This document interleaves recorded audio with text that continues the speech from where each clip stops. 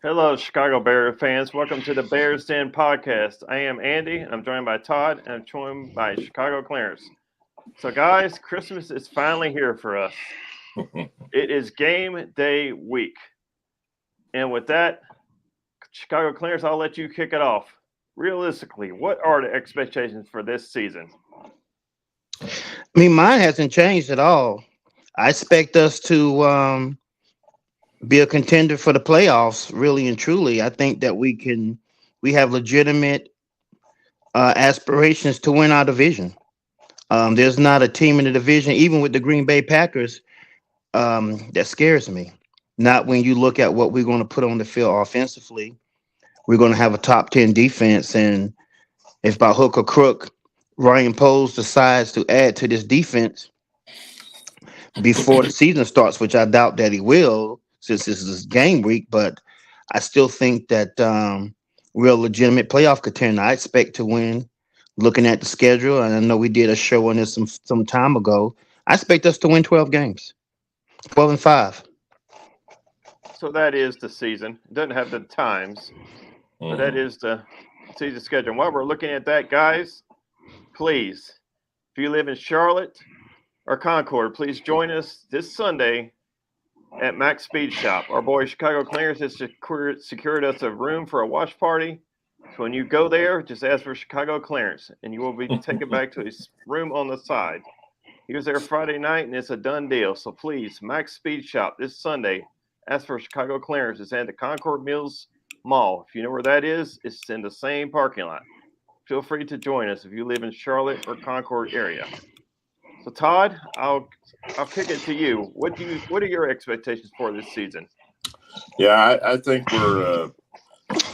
everybody's everything I see and people talking, they're all talking wild card, and potentially three teams out of the division. I mean, I'm looking at this again, and I don't remember what I said when it came out, but I'm at 11-6, so I'm right there with you. I think we split with the Lions and the Packers, and you know, it seems the schedule seems a little soft. So It I'm is. especially coming out of the gate. There'll be some wild cards in there. There's some crazy times. I mean, we play. I know the Caleb factor is doing this, but we're playing Sunday night football. We're playing Monday night football. Looks like we got the Thanksgiving game against the Lions. So, there's stretches where we play a lot back to back, like 3 games in 10 days, kind of stuff around Thanksgiving. So, but I still think that, everything is considering, staying healthy, obviously. But I'm at 11-6. It's no worse than the last wild card spot, and there's a chance to win the division for sure. I mean, if Jordan Love goes down, where are the Packers, right? So, I mean, Yes. anything can happen, right? So we can certainly win the division. Yes, I have us at 10-7. I have us sneaking into the playoffs. I have us splitting with the Lions. I have us splitting with the Mm-hmm. Packers, and I have us sweeping the Vikings. With that being said, guys, if we stumble out the gate, when do we push the panic button? If we start 0-2, we drop the first two games to the Titans and the Texans. Clarence, are you pushing the panic button if we start 0-2? I don't know if I'm going to push the panic button, but I damn sure would be pushing the pissed off button. There's Imagine no that. way. There's no way we should lose to the Tennessee Titans. I don't care how you slice it up. We're a better football team than them. Hands down, across the board. We are a better football team. We're playing them at home. We should handle our business. If you want to be a playoff team, those are games that you win. I get it going Right. to Houston. That's a playoff team from last year. They got a lot of firepower. We're going to have our hands full. But don't give me this Tennessee Titans bull crap. And we're going to come out of the gate and lose to them. Oh, yeah. I would be pressing the pissed off button for real. Chicago Clarence pissed off. Imagine that. Todd, if we start off 0-2, are you starting to panic? Yeah, I don't know what the panic button is because there's nobody waiting in the wings. I mean, we're gonna pull Caleb and play Bajan. I mean, what does that even mean? Other than maybe we make a lopsided trade with the capital that we have to bring in somebody, and I don't know at what position, but yeah, it's concerning. I mean, I don't have us beating the Texans on the road. It's a Sunday night I football do not. I game, do not either. but so we kind of have to beat the Titans, but we should beat the Titans. And Clarence is right. I mean, it's a home game. We're a better team. You know, we don't play again at home until week 4. So, you know, they need to come out. And they need to come out, you know, looking good. And the Titans, you know, especially, and I think Hopkins is on his, you know, the end of his career. But if he's not playing, the secondary, you're talking about, you know, we should be able to cover their biggest threats on that. And, you know, and if we can't score 24, 28 points against them, we don't deserve to win. I mean, that's just the way it is these days. You know, we can't win 10-9 like we used to like to do. I mean, I think we should handle our business with Tennessee. I think we should definitely beat them. And Houston is going to be tricky. I mean, that's a really good team. They made the playoffs last year. They won a playoff game. They got eliminated by Baltimore, if I'm not mistaken. I mean, they have high expectations. When you trade for Stephon Diggs, you signed Danielle Hunter. C.J. Stroud had a record-breaking rookie year going for 4,000 yards. They have high expectations. I mean, to me, after the first 2 games, we should know what kind of team we have, to be honest. If we beat the Texans and we beat the Titans, then I think we really can start raising the bar for what we're expecting this season. Right. So with that being said, Jeffrey Simmons commented during the preseason that he was going to pretty much lay the lumber to Caleb Williams. So Chicago, Clarence, how you feeling about that? He pretty much said he's going to pick on him because he wears nail polish. And he put out a tweet, I'm going to remind this guy why he wears nail polish. So Chicago, Clarence, how would you handle that if this Chicago Bears was your team? I mean, I wouldn't be worried about it. I mean, it's just talk. Yeah. They're trying to rattle him because they know he's a rookie, so they want to say things to kind of gain a mental edge over this guy. But this guy doesn't flinch at that type of talk. He was on Mike during the Hard Knocks talking about how he doesn't get nervous, and they don't believe him, but he said he doesn't get nervous. He believes in his ability. That's the type of guy that we need at quarterback. Mm-hmm. So the fact that somebody's going to tell him that they're going to come after him, tell him something he doesn't already know. He knows that. I mean, he knows that his offensive line is average at best. He can't sit back there and hold the ball. He's got to get rid of it. He's got to go through his pre-snap reads and look at his progressions and assign protection. He knows this kind of stuff. So, I'd say let him talk. Let's see what happens at the end of the game. So, Todd, how are you feeling about Jerry? I mean, Jeffrey Simmons is a good player.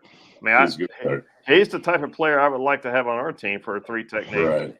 Yeah, there's definitely been rumors of us going after him in the past, and I know he just signed a deal there. He was gonna be a pending free agent, but I mean, we have to double team him. Obviously, that's what we've got to do. So if he's lining up on the right side, so it's gonna be a lot. It's Braxton and this Darnell and Davis over there.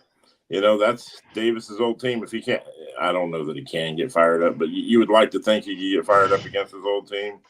But I think that if they can double him effectively, the other guys, Sweat, if he comes in at 360, how many plays is he actually gonna? Yeah, I mean, he's gonna get winded, he's gonna get tired, and I think that's the only threat, defensively. So I like the matchups. I mean, they've got an okay secondary, but I think we're gonna throw a lot of bodies at them between the tight ends and the receivers, and then Swift out of the backfield too. I don't know how we don't. Like I said, I think we score in the high 20s, low 30s. We beat this team. I don't think there's any question about it. Yeah, I think our secondary should give Will Levis a bad day. I mean, they're not going to have Hopkins. I mean, their other receivers, Tyler Boyd and Calvin Ridley, they're not terrible. Ridley's a good receiver. Yeah, but I don't think our secondary is scared of either of them, to be honest. Then after that, there's a big drop off in receivers. Yeah. And I'm looking at their depth chart. Got Tony Pollard, he can catch the ball out of the backfield too. Yeah. Their tight ends decent. Okonkwo, he's a top 12, 15, most fantasy things he goes right around time Cole goes. So, they think that enough of him there, but it's Levis has had games where he's looked great and looked terrible, so we'll see what happens. But our defense is really good. I mean, I think that, when you're talking about top 10 overall, I think we're top 3 in the NFC, and it's No, I don't know if I will say I don't know if I would say we're that high. I mean, I can say top 10, top 3 is stretching it. We ain't got we ain't got a legitimate pass rush. In the NFC, well, I've got a lot of faith in Booker. So, but I don't know. There's a lot of bodies to rotate there. They've looked good. Yes. Because I was worried about the other edge rusher too, but I don't know. I think they can be effective. We're going to find out soon. Yeah, we're going to see if Booker can come in and be a stable on that left side, then things goes up for us because now we have a legitimate pass rusher other than Montez Sweat. So that's just going to be key. I think our ability to get to the quarterback is going to really dictate whether we go to the playoffs or not. Right. Because we should be able to score. I mean, their offensive line is pretty suspect. I mean, they bought a center in free agency and a guard in free agency, but those guys are, And let me remind you, Montez Sweat is banged up right now. Yeah. Yeah. So that's news we don't need to be listening to right now. So. Right. And they're starting a rookie at left tackle. I mean, the top 10 pick, but rookie. Yeah, J.C. Latham. I saw that. And last year they drafted Skoransky, who was supposedly on our radar, but we went with Wright. Yeah. I mean, I'm looking at our depth chart. We have Montez Sweat as our number 1, which we should. Walker on the other side is number 1. Then we got Booker and Darnell Taylor, and then we go to Robinson and Hardy. Yeah, that's our rotation at edge. It's not bad. So wait a minute. Go ahead. We're playing a 4-3 defense, right? Correct. So is Taylor going to be on the line, or is he going to be a linebacker? Probably going to be on the line. He's listed as an edge. He's a DPR, a designated pass rusher. We're playing a 4-2-5. We're not paying, but I mean, it all, that's just the initially was. But we're going to play two linebackers, I'm sure. So the position that scares me on this defense is still defensive tackle. I know Clarence is huge on 3 technique. We have Billings, Dexter, and then we drop off a lot. We have Chris Williams, who we just traded for, and Zach Pickens. That's our rotation. Pickens is hurt. Pickens is hurt. That's why we traded for Williams. Yeah. I mean, Dexter. We're thin at defensive tackle. I wouldn't be surprised to see Sweat line up some inside there and try to go up against the center right guard because that's their weakness for sure. But if he's hurt, then that's going to change things. But I mean, I don't think that he's at danger for not playing. I think he's just a little banged up. But there's reports that Pickens may not be ready to go. Yeah, he was a starting D tackle. That's why we moved we made that move on the practice squad. We brought in who was it? Williams, was that his name? Chris Williams. We traded for the first official injury report is supposed to come out tomorrow, right? So we'll know more tomorrow when the injury report comes out of what we're looking at. Yeah, it looks like the guys who thought were going to get cut were the guys that we traded for. So we gave away some back end draft capital to try to get instead of finding somebody that got cut because.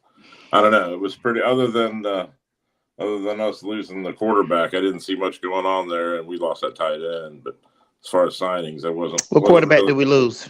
Rippon to Minnesota. Rippon. Yeah. Rippon good for him. He gets a shot to play. Yeah, I kind of like Reed better than him, to be honest with you. Yeah. Well, it's just the experience factor. So, but anyway. Yeah. I like Reed too. I think he's got upside. I think Rippon is who he is. You know what I mean? He's been in the league, they said 6 years now. I think he is who he is. And Reed, you just don't know what you got yet. So you might as well take a chance on him. I mean, he looked decent against what was it, the second game? I think it was the second preseason game. He looked good, but he's going up against a lot of threes, a lot of 2s and 3s. So, I don't know. So, guys, with that being said, I got to ask you this: Matt Eberflus, is he going to end up being the right coach for us and this team and this talent? Because he's 10-24, but it's not all his fault. His first year, he was straddled with $54 million cap hit, where we couldn't sign any players. I mean, Poles loves this guy. I mean, he could have let him go and gone after whoever he wanted, but he has hung on to this guy. He firmly believes in this coach. Do you guys firmly believe in Eberflus as much as Poles does? Hell no. I mean, you asking me a question you already know the answer to. I do. I wanted Jim Harbaugh. Yeah. Plain and simple. He's a proven commodity in this league. And do I think Matt Eberflus has had a fair shot so far? I mean, yeah, he's played the hand that he's dealt. But do I believe in him and his coaching? And based on what I've seen the last 2 years, I have my doubts. Because, no one is going to convince me that Justin Fields is not a talented quarterback. But you failed him. Poles failed him, and Eberflus failed him. Plain and simple. When I see what I saw on game day with the play calling, that stuff should have been taken care of way before we played the whole season and let things shake out the way it did. Because you are the head coach. And if you're going to ultimately fire a offensive coordinator based on play calling, based on personnel, and everything that goes, because you are in charge of the offense, why did it take a whole year to get something done about that? So if he's the guy, we're going to know at the end of the year. Yeah. Plain and simple. If he cannot win, if he cannot make it to the playoffs with the talent that he has and the schedule that we're playing, he ain't the guy. I mean, that's just plain and simple. This is a weak schedule. Yes. And bar any catastrophic injuries, we should win. Plain and simple. I don't want to hear no excuses. We should win. And if we don't, you gotta hit the reset button, buddy. Because then you're looking at year 2 of your quarterback. Yeah. So you're thinking playoffs and or bust for Eberflus? That's absolutely. If you don't make the playoffs, you out of here. Yeah, I mean, I think there's a scenario where, he goes 9-7 and maybe he stays, but I think an 8-win season and he's done. And depending on who's available too. I mean, I've mentioned it I think a few times. I mean, if the Steelers fall off the planet, and they make a change, then give me Mike Tomlin every day, all day. They just gave him a contract extension over the summer, though. They're not letting him go. I mean, they just paid him. They gave him a new deal. They're not letting him go. Yeah. Well, that was my dream. But the thing about Eberflus, that's weird. That's very weird when you stop and think about it. They are almost planning for him to succeed this year. Because next year is the last year of his deal. If they fire him, then they have all these coordinators still on the hook. They hire Shane Waldron, they hire Washington, and usually when you fire the head coach, the entire coaching staff goes with them. So they're going to be on the hook for all these coordinators if they were to let Eberflus go at the end of this year. It's kind of a weird scenario. I mean, yeah, but once again, that's Chicago Bears doing Chicago Bear things. Yeah, it is. We got to be ass backwards on everything. Yeah, our coaching staff has longer contracts than our head coach now. That's very weird. That's not a big deal to eat that stuff, though. I mean, look, they didn't try, right? So the first 2 years, they never. I mean, Justin going into his first season, Darnell Mooney was our number 1 receiver. I mean, give me a break. I mean, come on. You expect to do anything with that? And you're talking about him loving Flus. He loved Justin too, didn't he? I mean, that was the deal.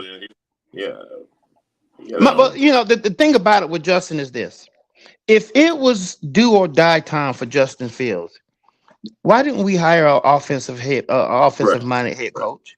Why did we go hire a defensive-minded head coach who then turns around and hires a guy to be the offensive coordinator who is his first time calling plays? How do you expect Justin Fields to succeed at that? This guy was learning on the job. So you can't sit there and simply say, oh, well, we just went and got you DJ Moore. So we got you a legitimate number 1 wide receiver who, by the way, is not top tier. He's second tier. He's not Justin Jefferson. He's not Jamar Chase. Right. He's not those guys. He's on the second tier. He's not even A.J. Brown.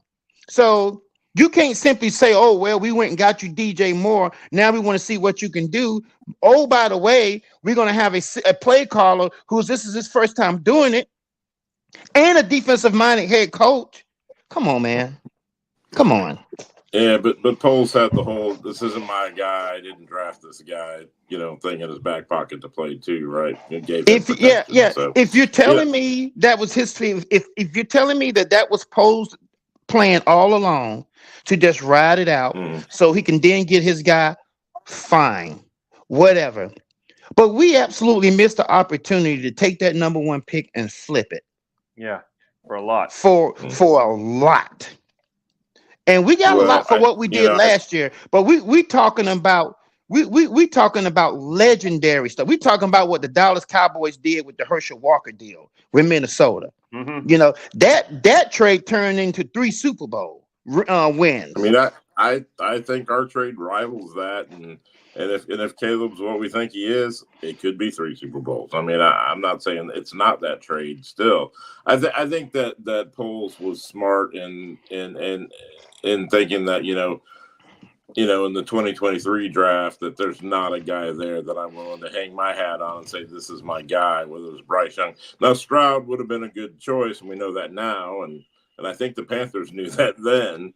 But ownership made a different choice. But I think it was smart to pass on that year with the idea of potentially getting Caleb, and that just happened to work out, which is great.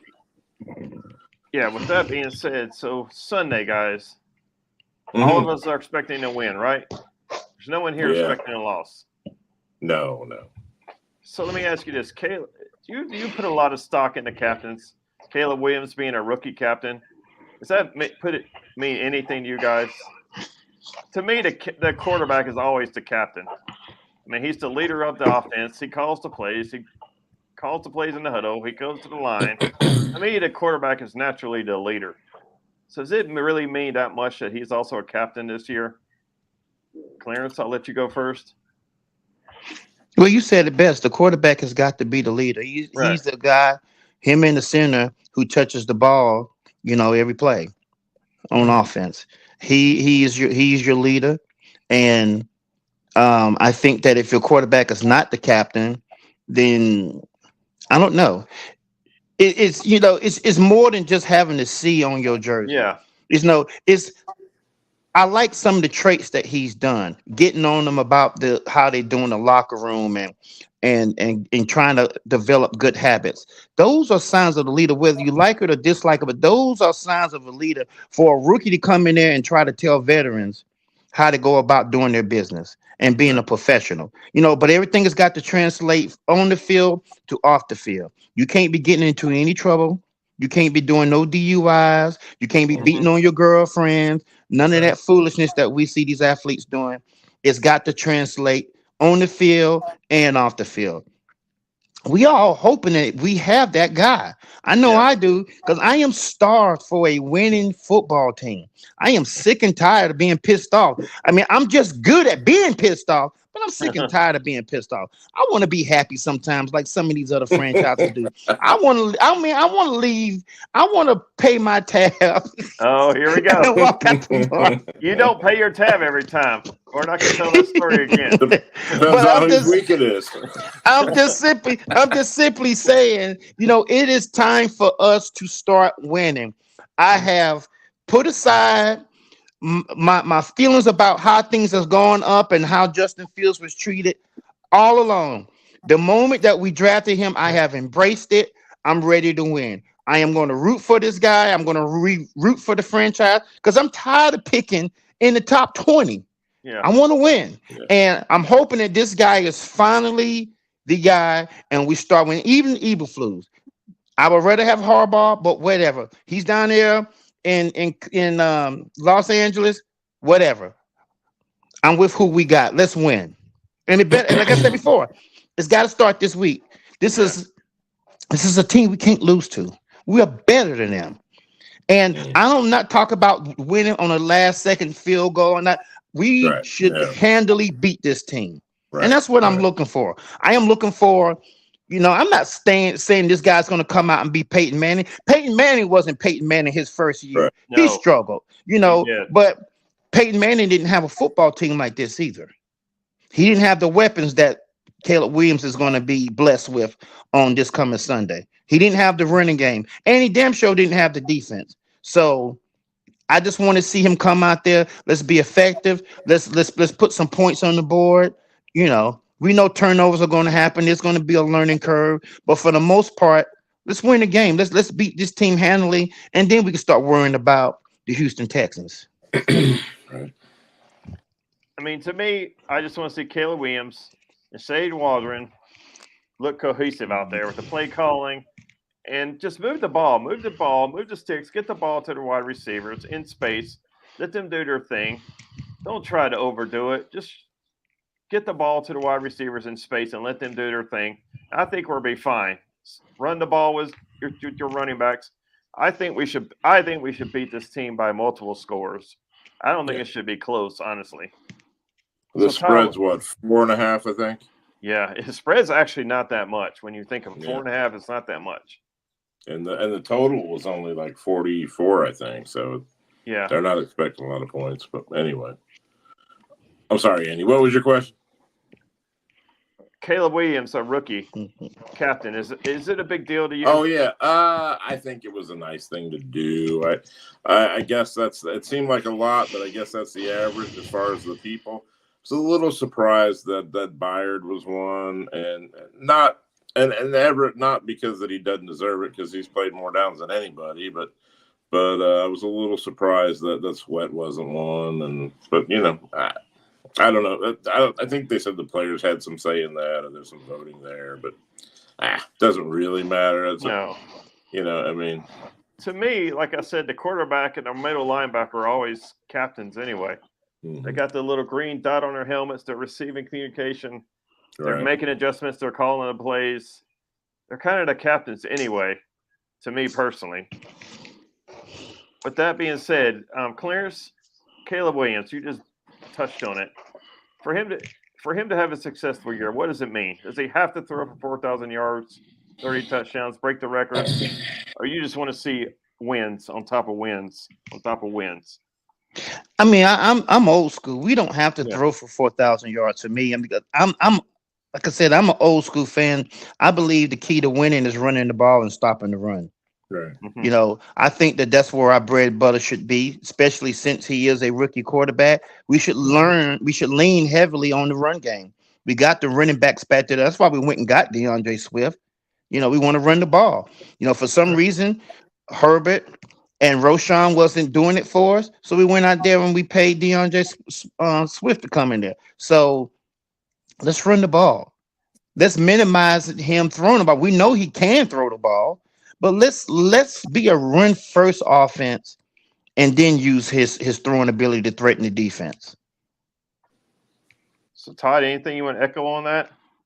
I mean, I think that certainly it would be nice then to talk about the 4,000 yard thing. Yeah. If it's not this year, it'll be. I believe he'll clearly do that, and if it's year 2, it'll be year 2 through year 7 or 8.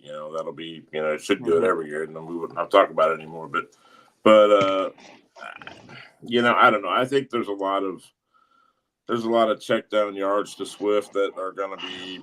Like that preseason play, that little shovel pass thing, that went for 60 some odd yards. Yeah. And that was a pass, When you pad stats like that, where you get, 100 yards and passing the cheap way, just checking down and guys getting, DJ can run and his yak is off the charts. So, I mean, you just 3 or 4 yards to him and watch him go, It seems to me that should be pretty easy for him to do.